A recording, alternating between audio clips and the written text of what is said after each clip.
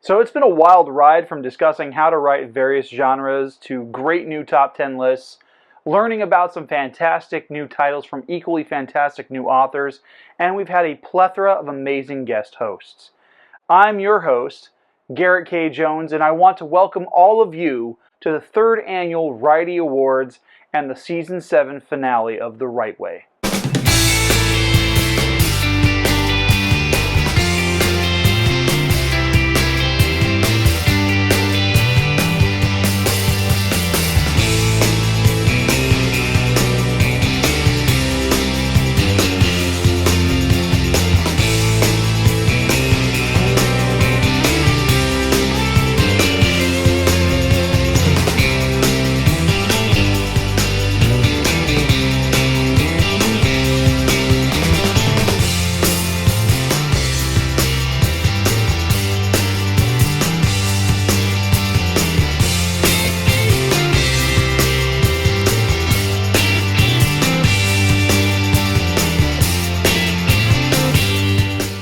Hey, welcome back to The Right Way, where we talk book recommendations, author interviews, and creative writing tips. I have a great finale. You mean a great season finale, right? Well, yeah, it's a great Season 7 finale. But before we jump into everything that I have going on in this episode, first and foremost, I want to let you guys know that if you missed this month's live stream episode featuring the July Writers Workshop, you can catch it by clicking on the card that's popping up right above my head. It was a great workshop focused on picking a genre and how to select a writing prompt, and it provides a great exercise to figure out the kind of writer that you want to be. Next up, the writing workshops at the Hanford Library are temporarily postponed between now and the end of the calendar year. I will still be doing monthly live streams, and I'm not entirely sure what they're going to be focused on just yet, but they will still be happening. Lastly, in 4 weeks, I'll be up in Madera, California for the Heart of the Valley Book Fair put on by the Friends of the Madera County Library. Now, if you're local to the area, the event will be held on Saturday, August 23rd from 11 a.m. to 4 p.m. at the United Methodist Church. As far as I'm aware, the event is free. And like I said, if you're local to the area, I'd love to meet you, I'd love to connect with you, and if possible, sell you some books.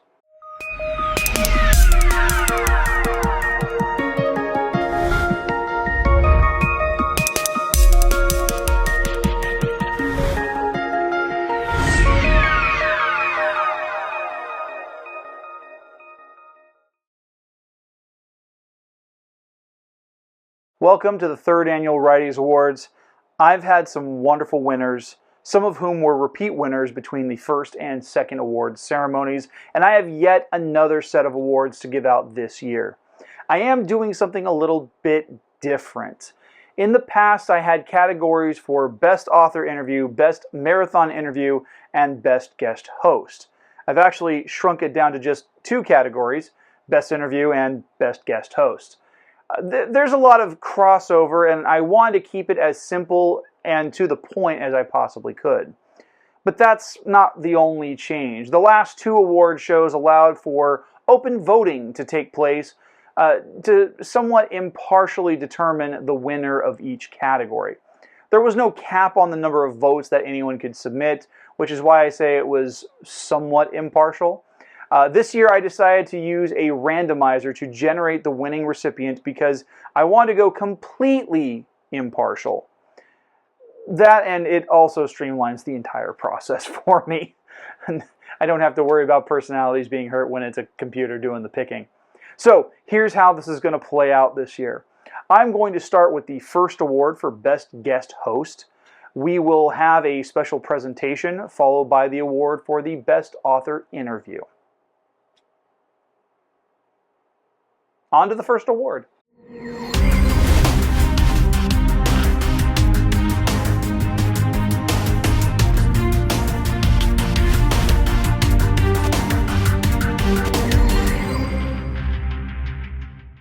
So for Season 7, there were a lot of double-ups in the listings for guest host.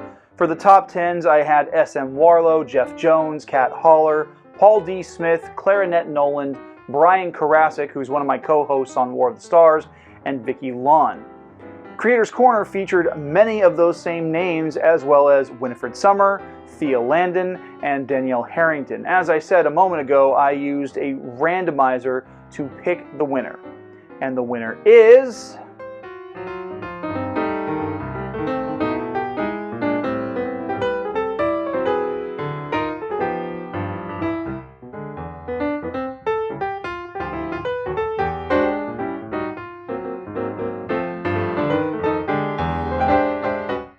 Congratulations to Thea Landon.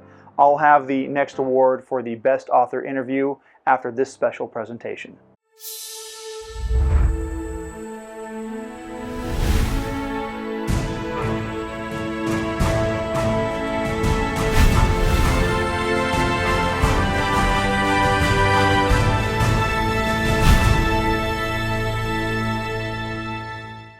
So I wanted to take this time to include a very special final interview for Author Awareness.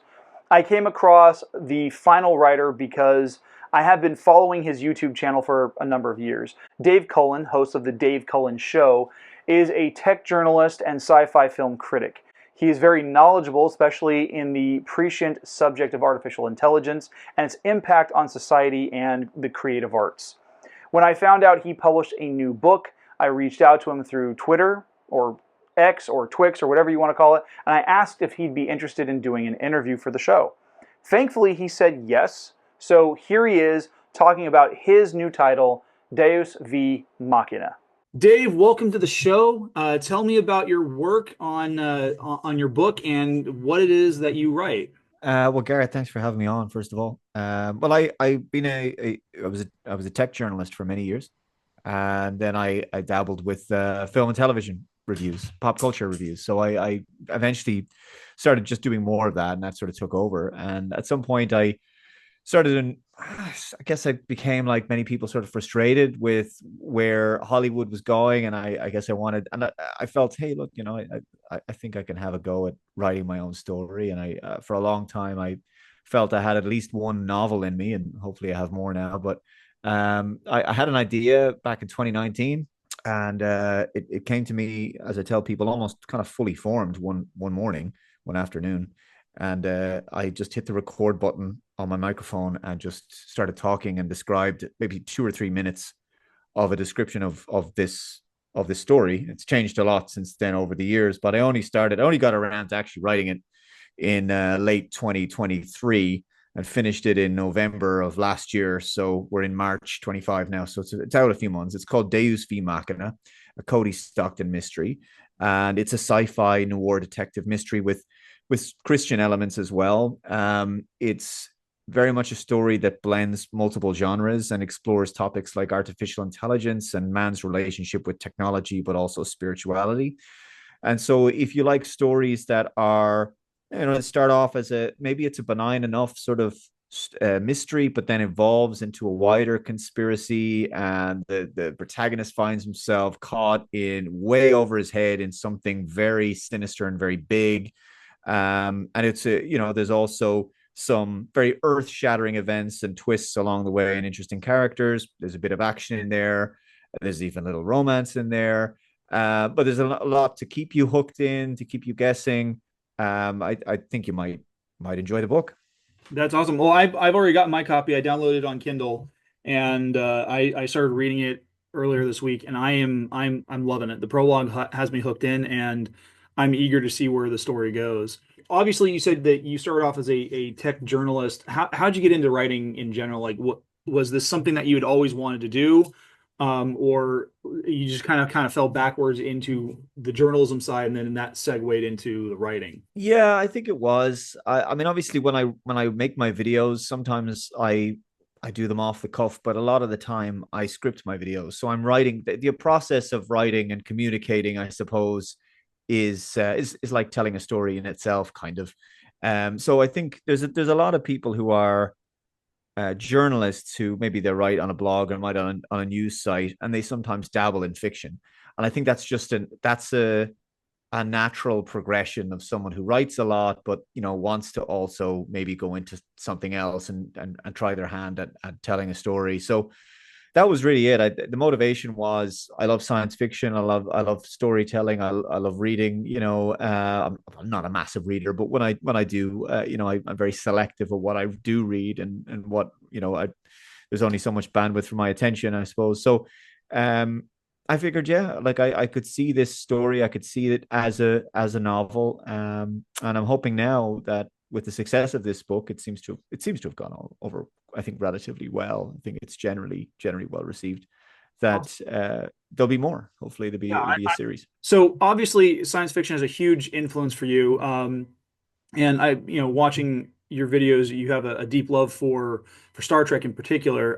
What have been some of your other big influences in the creative process for this book? Well, for this book, I wouldn't say there would be an awful lot of maybe literary influences, but yeah, I've always liked stories that explore our relationship with, I guess, the unknown or God or spirituality or whatever it is. And this is a question of, for the main character, it is a question of faith. This is a man, Cody Stockton, who's lost his faith. He's gone through this. There was this terrible sort of AI war that he was in, which I'll actually delve a little bit more into in the sequel, which I'm sort of slowly beginning. But I suppose in terms of influences, I suppose thematically there might be some overlap with films like Signs, from M. Night Shyamalan, because I really liked it. It's a film that I've talked about on the channel before. It's about a man who rediscovers his faith and discovers that there's no coincidences in life. There's one book, there's one film in particular. Again, it's not in any way connected to this genre. It takes place in an insane asylum. It's a film called The Ninth Configuration with Stacy Keach. I don't know if you've ever seen that film. Heard of it? Yeah, it's a strange one. It's a very, very unusual. William Peter Blatty is the director. It's a very strange movie in a good way. It blends so many genres together. It starts out as a comedy, and then gradually it turns into a drama. Then it has horror elements. By the end, you're kind of uplifted, and but that explores like the theme of, why does God allow evil? Why does a good God allow bad things to happen to good people, and why do we live in such an evil world and fallen realm? And I touch on a little bit of that, I suppose, in this book. Awesome. So, obviously you touched on the like the proofreading and the self-publishing route and all that. What has been one of the biggest challenges that you've faced in the creation of Deus V Machina? I think, yeah, it's interesting. It's like anything else. I suppose it's like any form of art or filmmaking or whatever it might be. What you see in your head, or what you think the story will look like, you do your first draft and then you realize, God, that was dreadful. It's like, by the time you get to your second draft, you look back and you go, who wrote? You go back and you read the early chapters and go, who wrote this? It's just disastrous. So that Yeah. was actually a good thing, because I didn't know, Garrett, like, if I could do this. It's like anything else. It's sort of like, when you hear like a sports team, that this is probably a bad analogy, but someone who's like, they've never won the championship before, but they're really close, and they don't know if they can do it until they've done it. Any kind of achievement where you do something like this, which is significant enough, which is writing a book, you don't know you can do it until you've done it. And I suppose that was the key thing is, now that I've done it, the second one, I'll have a very different relationship to the writing process when I'm writing another book. I have subsequently written a nonfiction book since publishing this, but it's like, when you've done it, now it's like, okay, that's something I know what it's like to bring it from beginning, middle to end. I think that one of the most challenging aspects of writing fiction is that you're trying to hold together a narrative over tens of thousands of words over what is a very large document. And that's why you need feedback, because somebody who's separated it from it, because you're too close to your work, and someone who's reading, and a third party is going to pick up on the areas where it's starting to fall apart at the seams. And so the pacing and the characterization, the tone of it, where the story is going at the beginning, say the first third of the book or first quarter of the book, is that still consistent? Is it, or has it moved in the right way by the end of the book? Is the story still making logical sense as we progress, or is at some point, is it starting to fall apart at some stage? This is the biggest challenge, I think, for me was it's just a huge piece of work to manage. And so again, the feedback I got from friends was invaluable. So if you had any advice for other would-be authors out there, what would you share with them? Firstly, start writing. The biggest challenge is like my fiance, like she really pushed me to, just because I've been talking about this book for years, and she said just write the freaking book, you know. Although she didn't say freaking. So she really pushed me, and that's the first thing, you know. And keep a diary, you know, grab a pen and paper when inspiration strikes. Never find yourself lying in bed, an idea comes to your head and go, I'll remember that in the morning. No, you won't. I made that mistake. Yeah, or have something, even your you don't need a dictaphone. You can have your phone and just, you know, record your voice. So lots of things like that. I think the key is just to start writing. And if you feel that the novel is too big as the first project, that's no problem. There's things called novelettes, there's novellas, right? You don't have to write 50, 60,000, 80,000, 100,000 words. But at least, you know, have a crack at it. And if it sucks, it sucks. No, but like, just make sure that you get feedback, and also don't be afraid of it. You know, don't take it all too personally, because, you know, it sucks when people rip your stuff apart. Oh yeah. But you do have to start. Yeah. So Dave, we're getting ready to wrap up here. How can people connect with you? How can they get copies of Deus v Machina? What are the best methods for doing that? Well, yeah, the book is available on Amazon, Deus v Machina. I sometimes do get confused with another author of the same name. There's another Dave Cullen.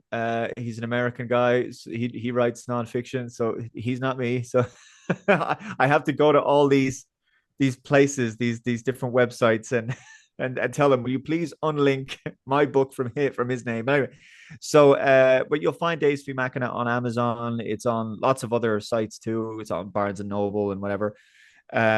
You'll find it on Apple. There's also the audiobook. It's not on Audible just yet, but it's on lots of other places. You'll find it in paperback. And it's also on my website, which I'll give you the URL, so davecullenshow.com. And also, if you want to follow my YouTube, that's just the Dave Cullen Show. So yeah, there you go. That's where I'm at. And I'm on X, used to be formerly Twitter. So that's Dave Cullen Show is the handle on X. Awesome. Well, thank you, Dave. It's been a pleasure to have you on the show. Thanks, Garrett. Appreciate it. A big thank you to Dave for being this final interview of Season 7. Now, if you're interested in connecting with him through YouTube, social media, or getting copies of his books, you can find those links down in the video description. If you want to watch the uncut, unedited version of this conversation, consider becoming a supporter on Patreon for as little as $1 per month. Now, on with the rest of the awards.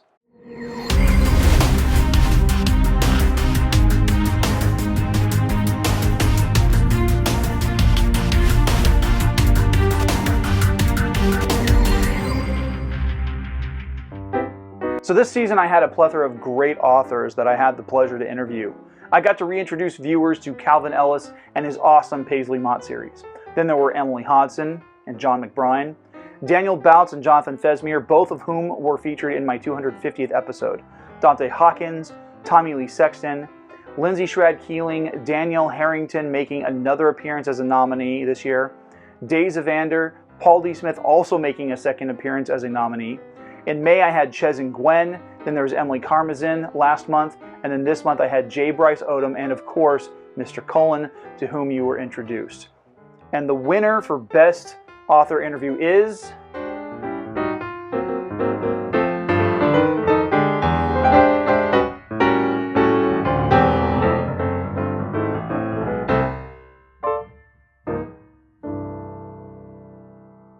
Congratulations to my friend Calvin Ellis for being this season's award-winning author. While these awards really don't mean much in the scheme of things, the titles do come with a prize. Each award winner gets a $15 digital gift card to Amazon. So congratulations to this season's winners.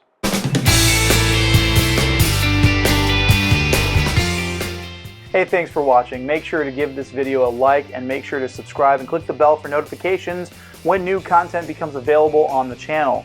As mentioned, you can support the channel through one of 3 tiers on Patreon, leaving a donation on Cash App, or picking up merch from my store on Teespring. I'll keep you guys posted on when and if Season 8. Well, hold on a minute. What do you mean by if? Well, it might. Yeah, I might do an 8th season. Why wouldn't you do an 8th season? Well, because it costs time and energy to produce these videos. Lame. Whatever. You know, anyway, if you're interested in seeing an 8th season, you get to help me decide. There's a poll linked down in the video description. Fill it out, and if there's enough demand, hopefully I'll be back in October for Season 8. In the meantime, I'm heading on vacation to the one place that you guys can't get to me. Space! Peace out.